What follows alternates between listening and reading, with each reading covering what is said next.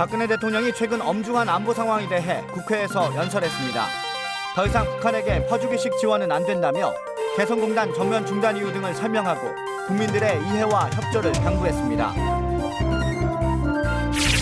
박근혜 대통령의 대북 정책이 바뀌었습니다. 북한의 체제 붕괴까지 직접 언급하면서 북한이 핵을 포기할 수밖에 없는 환경을 만들기 위해 외교력을 집중하겠다고 밝혔습니다. 태국에서 2016 코브라 골드 훈련이 한창인 가운데 우리나라와 태국, 미국 장병들은 다양한 환경에서 합동작전 능력을 배양하고 있습니다. 시청자 여러분 그리고 장병 여러분 안녕하십니까? 국방뉴스를 전해드립니다. 박근혜 대통령이 16일 국회에서 북한의 연이은 도발에 따른 안보 위협과 관련한 연설을 했습니다. 박 대통령은 북한의 도발에 굴복해 더 이상 퍼주기식의 지원을 해서는 안 된다며 국민들의 이해와 협조를 당부했습니다. 김하영 기자가 보도합니다. 박근혜 대통령의 이날 연설은 최근 북한의 4차 핵실험과 장거리 로켓 발사 등 잇따른 도발에 맞서 국론을 모으기 위한 데 방점이 찍혔습니다. 박 대통령은 취임 이후 국회에서 3차례의 예산안 시정 연설을 펼쳤는데 국정 현안에 관해 연설을 한 것은 이번이 처음입니다.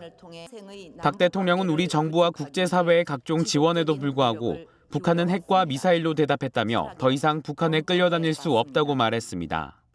기존의 방식과 선의로는 북한 정권의 핵 개발 의지를 결코 꺾을 수 없고 북한의 핵 능력만 고도화시켜서 결국 한반도의 파국을 초래하게 될 것이라는 점이 명백해졌습니다.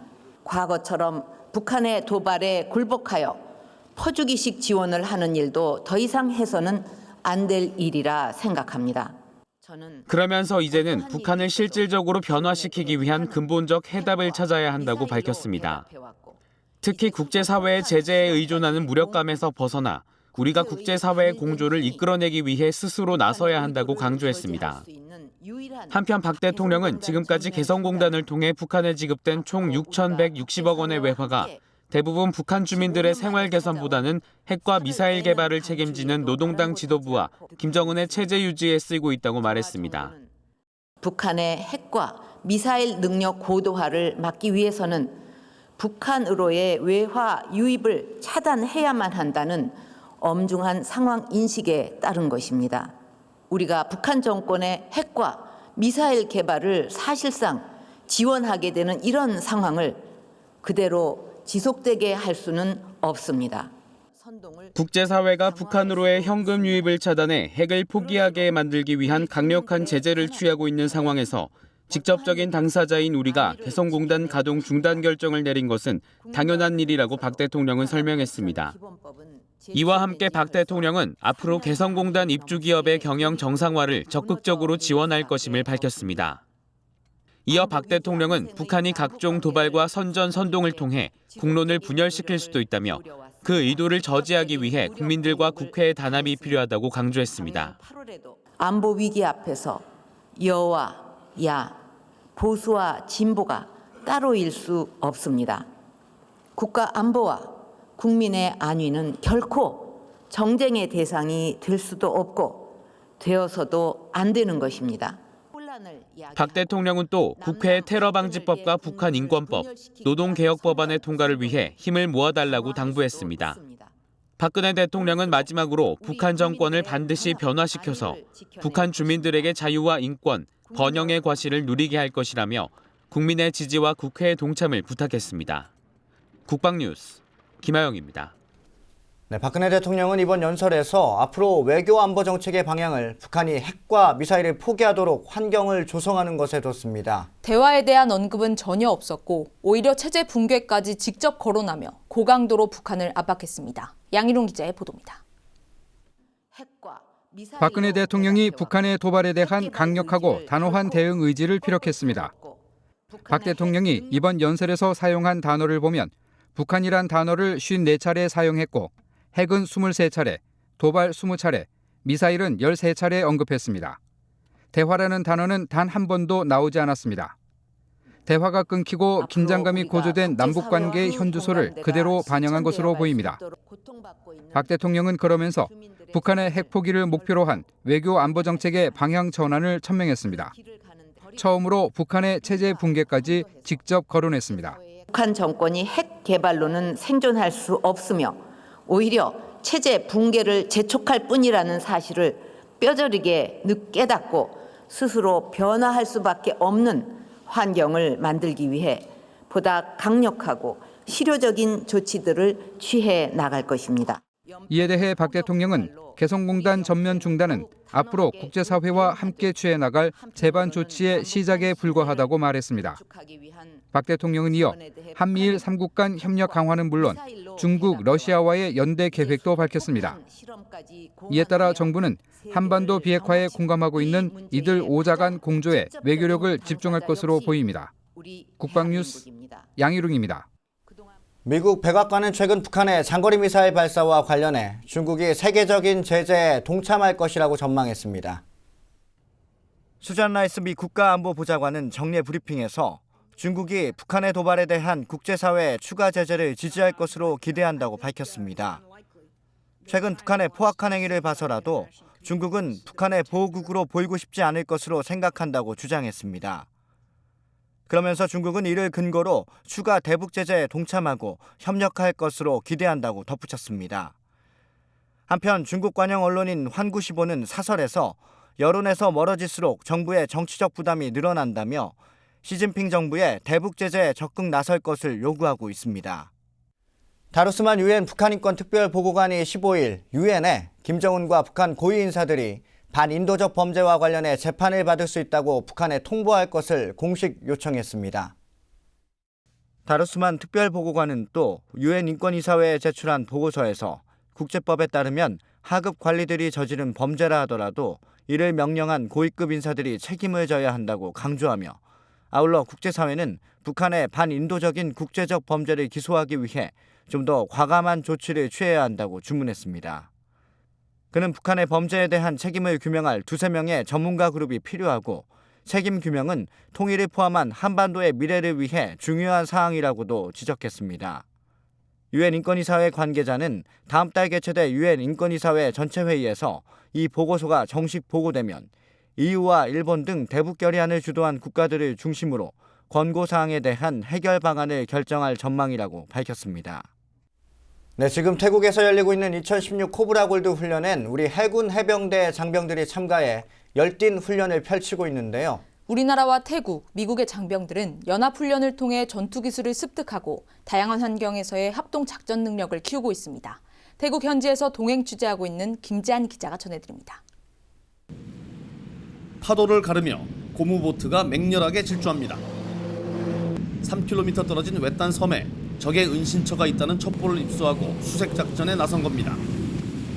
우리나라와 태국, 미국, 세 나라의 해병 수색대원들은 마치 오랜 시간 손발을 맞춰온 듯 일사불란한 팀워크를 자랑합니다. 눈빛과 수신호만으로도 의사소통은 충분합니다. 이번 훈련에선 다양한 지형과 자연 환경에서의 작전 수행 능력도 키우고 있습니다. 특히 지금 장병들이 수색작전을 펴고 있는 이곳 밀림지대는 우리나라에는 없는 자연 환경으로 우리 장병들이 다양한 경험을 통해 생존성과 전투력을 높이는 좋은 계기가 되고 있습니다. 전 세계 해병대가 참가한 이번 훈련에서 우리 대한민국 해병대가 가장 강인하고 전투력 높은 부대인 것을 다시 한번 증명하고 복귀하겠습니다. 3국의 해군 특수전부대는 대테러 훈련의 한창입니다.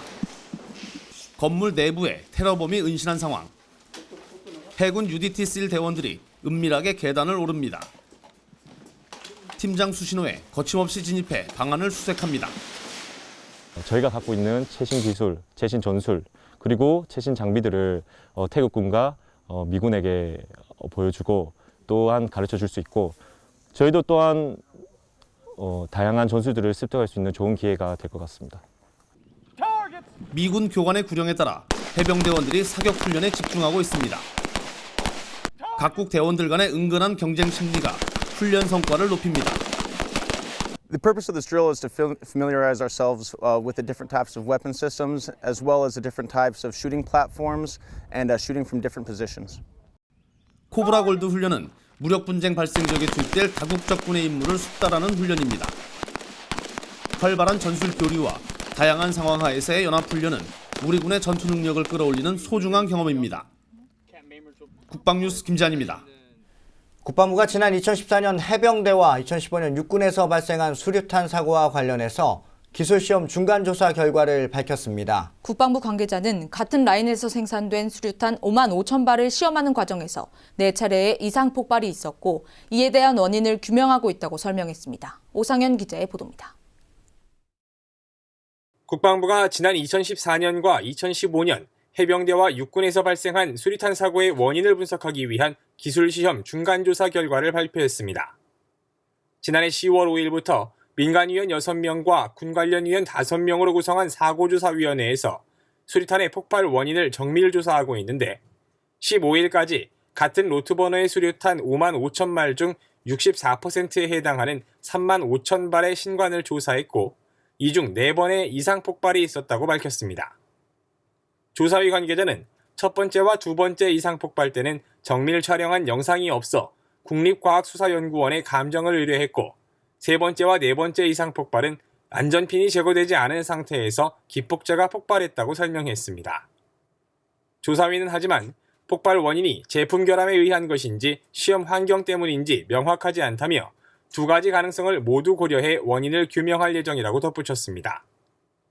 국방부 관계자는 현재 조사 중인 같은 로트 번호의 제품 5만 5천 발은 기술시험으로 전부 소진할 예정이며 현재 납품받은 경량수류탄 320만 발은 지난해 9월 11일부로 사용과 불출을 중지한 상태라며 사고 원인이 식별되고 안전이 보장된 이후에 사용 여부를 판단할 것이라고 밝혔습니다. 또 국방과학연구소 주관으로 추진하는 안전한 신형 수류탄 개발 방안을 비롯해서 기술시험 종합분석 결과를 오는 4월 말까지 완료할 계획이라고 설명했습니다. 국방뉴스 오상현입니다. 나이팅게일의 후예를 향해 그 두 번째 이야기, 입교식과 총기 수여식을 통해 첫걸음을 뗀 예비생도들이 본격적인 기초군사훈련에 돌입했습니다. 군인의 가장 기본인 제식훈련을 통해 한층 생도로서의 모습을 갖춰가는 예비생도들의 모습, 함께 하시죠.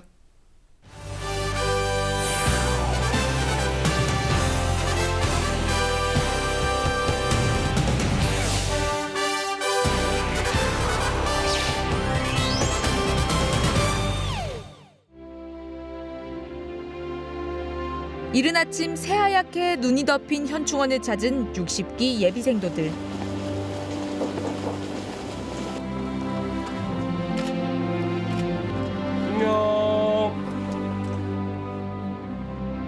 본격적인 기초군사 훈련에 앞서 나라를 위해 희생하신 순국선열들의 애국정신을 배우고 본받기 위한 시간. 예비생도들은 경건한 마음으로 현충원을 둘러보며 이곳에 잠든 분들의 희생정신을 몸소 느끼고 배웁니다.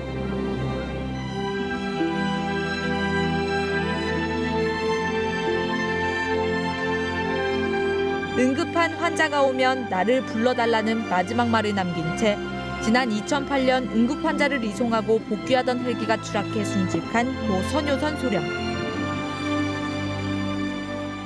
우리가 요구하고 있는 간호장교가 꼭 필요한 고결한 헌신을 보여주신 가장 대표적인 우리 선배님이라고 할 수 있겠다. 국군 간호사관학교가 추구하고 있는 어떠한 그 순결한 헌신의 전신을 이 선배님을 통해서 배울 수 있었으면 좋겠다. 완벽한 모습을 보여주셨다고 생각하고 그 정신 이어받아서 저도 열심히 훈련 받아야겠다고 생각했습니다. 선배님의 묘역을 보면서 저도 저런 훌륭한 인품을 가진 장교가 될 수 있으면 좋겠다는 생각을 하게 되었습니다. 남을 위해 헌신하고 환자를 위해 한 목숨 바칠 수 있는 그런 간호장교가 되었으면 좋겠습니다. 올릴 때부터 이렇게 굽어서 올리면 안 되겠지. 팔꿈치까지 일직선이 되도록 여기 올리는 거야. 군대공사는 여러분들이 군인의 기본 중의 기본 제식훈련. 이렇게 들리면 안 된다. 바깥 세상과는 다른 인사법. 아무렇지 않게 생각했던 동작 하나하나가 모두 낯선 예비생도들에겐 쉽지만은 않아 보입니다. 그럴수록 집중 더 집중.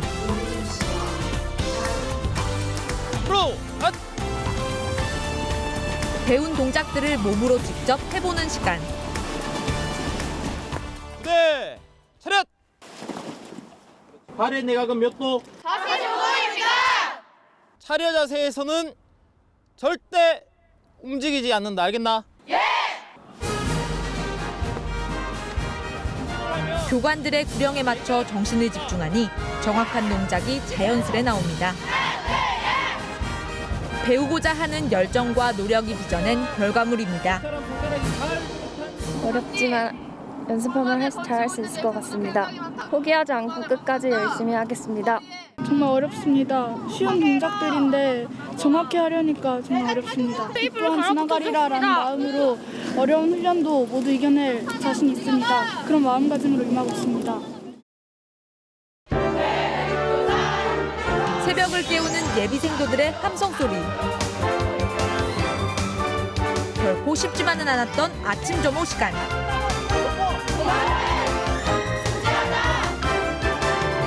생도 대장과의 대화를 통해 올바른 생도의 길을 배웁니다. 네, 전투기 조종석에는 비행 시 여러 상황을 보여주는 모니터가 부착돼 있습니다. 조종사들이 현재 상황을 잘 판단할 수 있도록 도움을 주는 장비인데요. 네, 이런 모니터 화면의 내용을 효과적으로 구현하는 그래픽스 하드웨어와 소프트웨어 기술을 모두 보유한 업체가 있습니다. 바로 주식회사 휴원인데요. 윤현수 기자가 취재했습니다. 크고 작은 모니터 화면에 여러 가지 상황이 실시간으로 표시됩니다. 전투기의 속도와 고도, 위치 등 조종사가 비행할 때 필요한 모든 정보가 구현되는 겁니다. 이처럼 컴퓨터에서 나오는 복잡한 정보를 모니터로 한눈에 볼 수 있게 만드는 그래픽스 기술. 스마트폰에서는 모바일 그래픽스 솔루션, 항공기에서는 항공 계기용 그래픽스 솔루션이라 일컫습니다. 화면 제어를 위한 기술이라고 보시면 되거든요. 여러 가지 정보를 보여주거나 아니면 컬러를 표현하거나 아니면 도형을 그리거나 이제 어떤 신호가 들어왔었을 때 이제 LCD에 이렇게 정보가 표시가 되지 않겠죠. 항공전자 그래픽스 분야에서는 주식회사 휴원이 독보적. 스마트폰에 들어가는 모바일 그래픽스 솔루션으로 시작해 15년 이상 한 우물을 판 결과입니다. 현재 최신 전투기의 경우 외국산 제품이 대부분인 열악한 시장 환경에서 국산화 개발을 위해 고군분투하고 있습니다. 지금 기존에 사용했던 저희가 이제 한 15년 정도 모바일 쪽을 만들면서 주로 이제 인베디드 시스템에 굉장히 많은 경험과 이렇게 노하우를 가지고 있습니다. 방위 산업 쪽에서 특히 이제 지금 첫 진입은 항공전자로 했고, 그 다음에는 육상 무기, 또 다음은 해상까지 해서 하여튼 국내에서는 그 방산용 그래픽, 카드, 그래픽 소프트웨어, 그래픽 솔루션 하면 저희 것을 쓸 수 있도록 되는 게 이제 1차적인 목표입니다.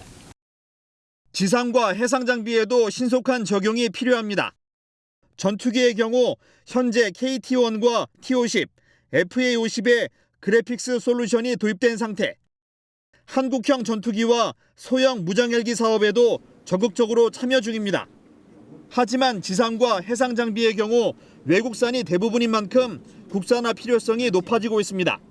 기존에 저희가 항공전자에 사용했던 부분을 육상 무기 쪽에 지금 원래 적용하려고 몇 가지 이제 테스트 중에 있고 협의 중에 있습니다. 민관군 과제를 통해서 K2 전차의 기존 외산 솔루션으로 되어 있던 부분을 저희 쪽으로 바꿔서 과제를 성공적으로 실차 테스트까지 완료를 하였고요. 지금 3차 양산에서 적용을 위한 검토 중에 있습니다. 주식회사 휴원에서 독자적으로 개발한 그래픽스 솔루션. 지금까지 성장을 발판으로 육상과 해상에서도 국산화를 위해 한 걸음 더 도약하고 있습니다. 국방뉴스 윤여수입니다. 박근혜 대통령은 국회 연설에서 북한이 핵과 미사일을 포기할 수 있는 환경을 조성하기 위해 강력한 외교 안보 정책을 펼칠 것이라고 강조했는데요. 박 대통령의 말처럼 북한 정권은 더 이상 핵으로는 생존할 수 없다는 사실을 분명히 인식해야 할 것입니다. 네, 국방뉴스를 마칩니다. 시청해 주신 여러분 고맙습니다.